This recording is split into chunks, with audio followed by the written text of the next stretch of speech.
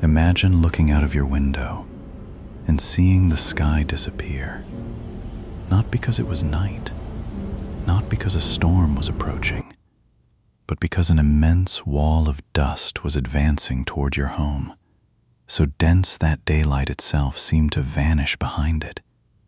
People sealed their doors, they covered their faces, they stuffed cloth beneath windows and cracks in the walls, and they waited because there was nowhere to go. This was America in the 1930s, and for millions of people across the Great Plains, the very ground beneath their homes was becoming the greatest threat to their survival. This was the Dust Bowl. But the Dust Bowl was not simply a drought. It was a catastrophe that turned farmland into dust, collapsed entire communities, and forced desperate families to abandon the places they had spent generations building. And the most alarming part is that much of it had already been set in motion long before the worst storms arrived. Ate he land that was, fee peace to feed America. Before the disaster, the Great Plains were undergoing rapid transformation. Millions of acres were being brought under cultivation. Grasslands that had evolved over centuries to withstand the region's harsh climate were being replaced with farmland. For farmers, the logic appeared straightforward. More land meant more crops meant more income. And for a nation emerging from economic crisis, increased agricultural output seemed exactly like what America needed. But the Great Plains had a critical vulnerability. The same native grasses that appeared to be an obstacle to farming were, in fact, holding the soil in place. Their roots extended deep into the earth.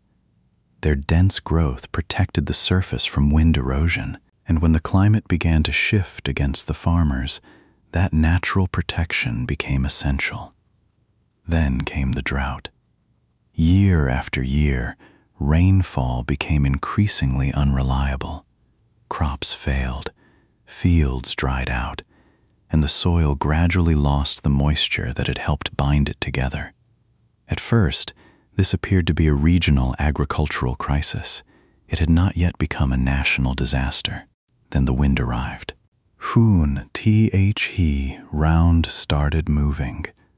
A field can endure a dry season, but when soil becomes exposed, desiccated, and loose, something far more dangerous occurs. The wind can carry it away, and across the Great Plains, that is exactly what began to happen. Dust lifted from the fields, it spread across roads, it entered homes, it coated furniture, it seeped into food supplies, it filled people's eyes and lungs. And then the storms intensified. Imagine being inside a farmhouse as daylight outside turns to darkness. You cannot see the road. You cannot see your neighbors. You cannot see the fields. The world beyond your window has effectively disappeared. And one question remains unanswered. How long will it last? For families trapped in these storms, the danger extended far beyond visibility. The dust infiltrated nearly everything. People attempted to protect themselves with whatever materials they could find: wet cloths, towels, rags, anything that might block the dust. But the storms continued, and with each passing wave, more of the land itself was carried away. Catastrophe becomes ACYCLE. At this point, the Dust Bowl evolved beyond a series of severe storms. It became self-reinforcing. Less vegetation meant more exposed soil. More exposed soil meant greater erosion. Greater erosion meant weaker farmland. And weaker farmland meant increasingly failed harvests. For already struggling farming families, the consequences were devastating. A failed harvest was not simply a bad season. It meant mounting debt.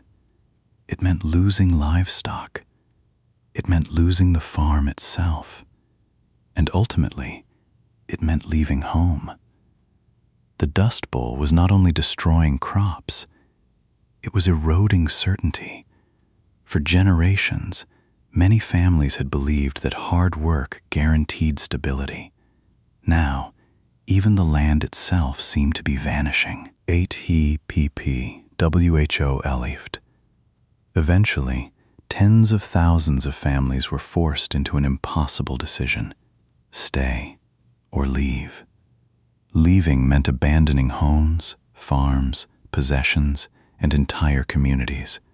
But staying meant watching everything they had built slowly disappear. Families packed what they could. Some loaded their belongings into vehicles.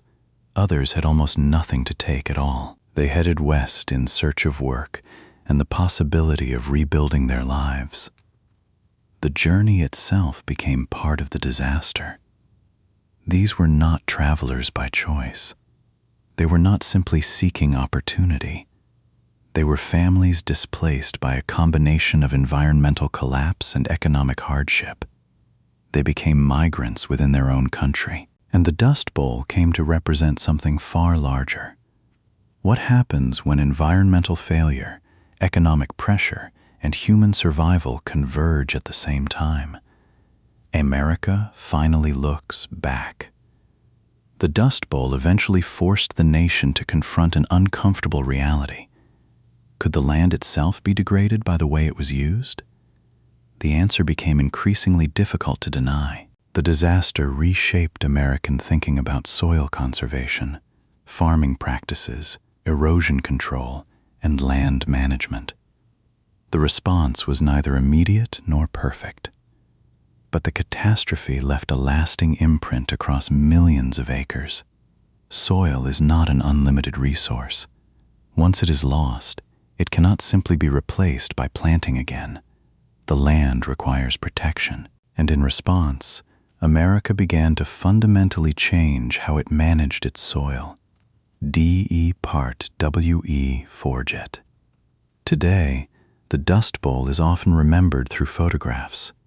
Towering dust clouds, abandoned farmhouses, families standing beside worn-out vehicles, children in landscapes that seem almost unrecognizable. But photographs can create distance. For those who lived through it, there was no distance at all. The Dust Bowl was not a historical chapter. It was the air they breathed. It was the food they struggled to keep clean. It was the land they could not save. It was the decision to leave home without knowing if they would ever return. And that is what makes the Dust Bowl more than a story of drought. It is a story of how quickly permanence can disappear. A farm, a town, a livelihood, a way of life, even the horizon itself. Open the next question. The Dust Bowl eventually came to an end. The skies cleared. The soil slowly began to recover, and the families who endured it moved forward. But the catastrophe left behind a question that remains relevant today. How much stress can land endure before it can no longer sustain the people who depend on it? Because the Dust Bowl was not caused by a single storm. It was not the result of a single failed harvest. And it was not simply a matter of extreme weather. It was the convergence of environmental conditions, human decisions, economic pressure, and a landscape pushed beyond its limits. For a brief period, America watched its own soil rise into the sky. And once you understand how that happened, the Dust Bowl is no longer just a historical disaster. It becomes a warning.